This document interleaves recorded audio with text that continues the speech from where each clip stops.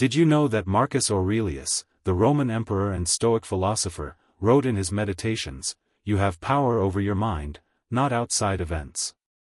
Realize this, and you will find strength." This timeless truth forms the foundation of Stoic wisdom. External circumstances may rage around us, but our inner response remains ours alone to command. Yet the Stoics understood something even more profound. True power isn't found in dominating every conversation or winning every debate. It lies in discerning which battles merit your energy, and which questions are better left unanswered. In my younger years, I equated wisdom with always having the perfect retort. Silence, I believed, signaled defeat or cowardice. But through reflection and the enduring teachings of the Stoics, Epictetus, Seneca, and Marcus Aurelius, I came to see that purposeful silence is one of the highest forms of strength. Certain questions are designed not to seek truth, but to provoke reaction, erode your composure, and surrender your peace, dignity, and autonomy. Answering them hands the manipulator the reins to your mind.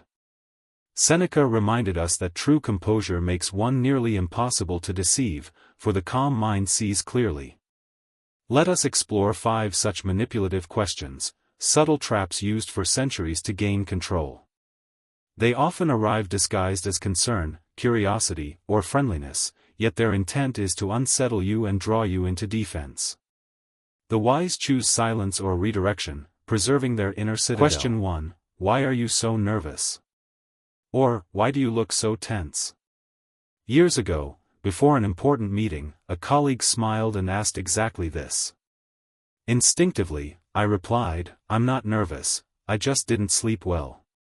In that moment, the room's perception shifted. Suddenly, I appeared unsteady, and the dynamic tilted against me.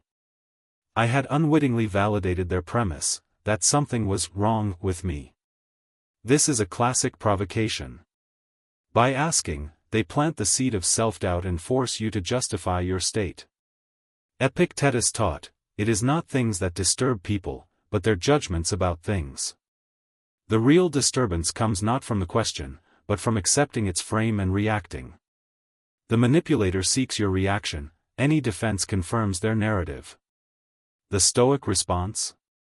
Calm neutrality. Simply say, "I'm fine," and redirect to the matter at hand. Or offer nothing at all. Your emotional state is not theirs to define or diagnose. When you refuse to engage, the power returns to you. Calmness, born of self-mastery, becomes an unbreachable shield. Never let another dictate how you feel. Question 2. Don't you trust me? This one appears in friendships, romances, and workplaces alike. Whenever I set a healthy boundary or sought clarity, it would arise, carrying a wave of guilt. Am I too suspicious? Am I the problem? Over time, I recognized it for what it is, not a plea for trust, but a demand for blind obedience. Seneca emphasized distinguishing what deserves trust from what requires scrutiny. Wisdom begins with reasoned caution, not naive faith. True trust is earned through consistent actions, not extracted through emotional pressure. A trustworthy person welcomes verification because they value truth over ego. I once lent a friend a significant sum. When he asked, "Don't you trust me?" I replied, "I trust you, and I trust reality. Let's document it." He laughed at first, then respected the boundary more deeply. Caution is not distrust, it is awareness. As Marcus Aurelius urged, stand erect on your own principles, not propped up by others' approval. When pressed with this question, respond, trust is built over time. Respecting boundaries strengthens it. A person who demands blind faith rarely deserves it. Question 3. What are you hiding? Or, why are you so quiet? This question strikes at vulnerability, especially when you seek simple peace. In youth, I would over-explain, "Nothing, I'm just thinking," listing reasons endlessly. It never satisfied those seeking control rather than understanding. Seneca advised against justifying oneself to those uninterested in truth. Answering positions, you as the accused, surrendering privacy, which is not guilt, but a sacred dignity. Manipulators probe to breach your inner boundaries and expose what you wisely keep private. A better path: mirror the question back. Why do you assume I'm hiding something? This shifts the burden and often ends the inquiry. The goal was domination, not discovery. If such accusations persist, reflect, the true secret may lie with them. Protect your inner space. Privacy preserves peace. Question 4. Do you think you're better than everyone else? This arises when you grow, when you withdraw from gossip, decline excess, or refuse pointless conflict. The crowd, uncomfortable with your change, accuses you of arrogance to pull you back down. Epictetus noted that true growth demands humility. Recognize your flaws while pursuing virtue. Defending yourself, "No, I don't think I'm better," apologizes for progress. Instead, respond calmly, "I'm not better, I'm simply choosing what aligns with my values. I respect your path, I ask the same for mine." Silence often suffices here. Your peace may appear as pride to the unsettled, but the Stoic knows growth invites envy from those unwilling to rise. The crowd mocks what it fears to emulate. Stand firm in your quiet integrity. Question 5. You won't get offended if I tell you the truth, right? Polite on the surface, this is sugar-coated poison.